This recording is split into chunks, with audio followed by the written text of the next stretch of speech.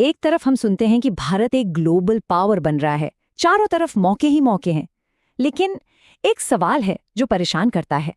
तो फिर ऐसा क्यों है कि इतने सारे टैलेंटेड इंडियंस देश छोड़ने की लाइन में लगे हैं? और ये कोई छोटी मोटी बात नहीं है, ये एक बहुत बड़ी वेव है। तो चलिए आज इसी ग्रेट इंडियन एग्जिट के पीछे की असली वजहों को समझने की कोशिश करते हैं। तो कौन हैं ये लोग जो जा रहे हैं? लिस्ट तो बहुत लंबी है और इसकी शुरुआत होती है हमारे सबसे ब्राइट माइंड से, हमारे स्टूडेंट्स जो बेहतर पढ़ाई और मौकों की तलाश में बाहर जा रहे हैं। फिर नंबर आता है हमारे इंजीनियर्स का, जो इंडिया के टेक ग्रोथ की बैकबोन है, लेकिन उनका भी ध्यान बाहर के मौकों पर लगा हुआ है। और रुकिए, बात यहीं खत्म नहीं होती। हमारे डॉक्टर्स और तो और हमारे स्टार्टअप फाउंडर्स जो इकोनॉमी को आगे बढ़ा रहे हैं, वो भी इस ट्रेंड का हिस्सा है। इससे पता चलता है कि ये मामला कितना सीरियस है। तो चलिए इस साइलेंट एक्सोडस को थोड़ा और करीब से देखते हैं। सबसे पहले तो ये समझते हैं कि ये जो सिस्टमैटिक एग्जिट हो रहा है, इसका स्केल कितना बड़ा है। कनाडा, अमेरिका, यूके, जर्मनी, ये कुछ टॉप डेस्टिनेशंस हैं और हर साल लाखों इंडियंस इन देशों में जा रहे हैं। ये सिर्फ घूमने फिरने की बात नहीं है, ये एक प्रॉपर सोची समझी प्लानिंग है, एक बेहतर फ्यूचर के लिए। लेकिन सबसे बड़ा सवाल तो यही है कि लोग जा क्यों रहे हैं। तो चलिए अब इसके इकोनॉमिक और लाइफस्टाइल से जुड़े पहलुओं को समझते हैं। चलिए एक उदाहरण लेते हैं। मान लीजिए किसी की सैलरी है 1 लाख रुपए महीना। सुनने में तो काफी अच्छा लगता है ना? लेकिन असलियत क्या है? घर का किराया, गाड़ी की ईएमआई, बच्चों के स्कूल फीस, हेल्थ केयर का खर्चा, टैक्स और ऊपर से ये महंगाई। ये सब चुकाने के बाद हाथ में बचता क्या है? बहुत कम।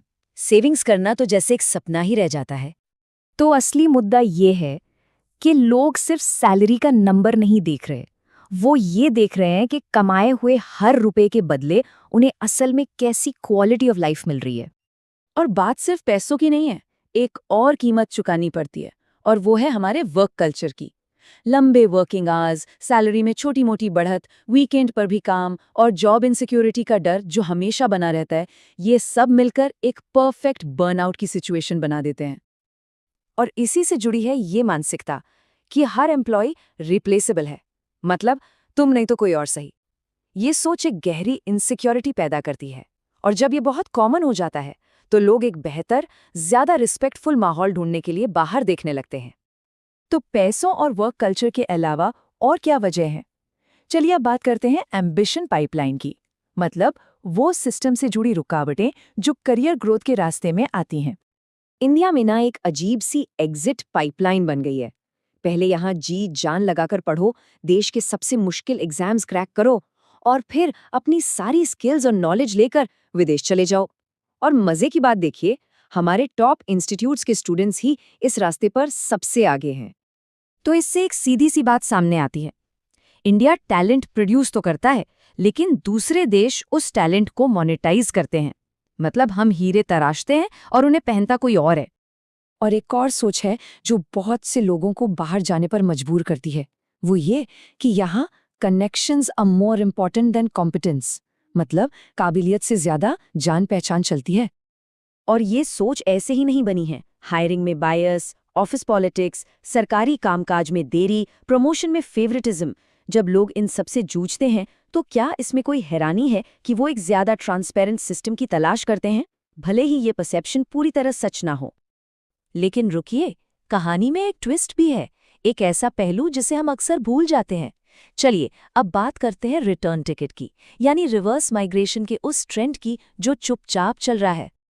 तो सवाल ये उठता है कि क्या ये सिर्फ एक वन वे स्ट्रीट है? क्या जो एक बार देश से चला गया वो कभी वापस नहीं आता? नहीं, ऐसा बिल्कुल नहीं है। एक साइलेंट रिटर्न भी हो रहा है।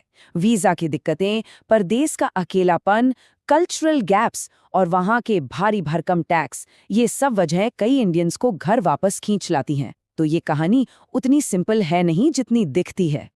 तो चलिए अब इस पूरी बातचीत को समअप करते हैं और मुद्दे की जड़ तक पहुंचते हैं, और वो जड़ है सिस्टम का सवाल। देखिए, इस पूरी डिबेट का सबसे जरूरी पॉइंट शायद यही है कि लोग देश नहीं छोड़ते, वो उस सिस्टम को छोड़ते हैं जो उनके गोल्स के साथ मैच नहीं करता। और ये एक बहुत ही पर्सनल और कॉम्प्लेक्स फैसला होता है। एक तरफ है बेहतर पैसा, फ्रीडम, स्टेबिलिटी और लाइफस्टाइल जो बाहर खींचते हैं, तो दूसरी तरफ है परिवार, अपना कल्चर और इंडिया में ही बढ़ रहे मौके जो यहीं रुकने की वजह बनते हैं। तो आखिर में सवाल बस एक ही बचता है कि कौन सा सिस्टम किसी के पर्सनल गोल्स के साथ सबसे अच्छी तरह से फिट बैठता है, और इसका जवाब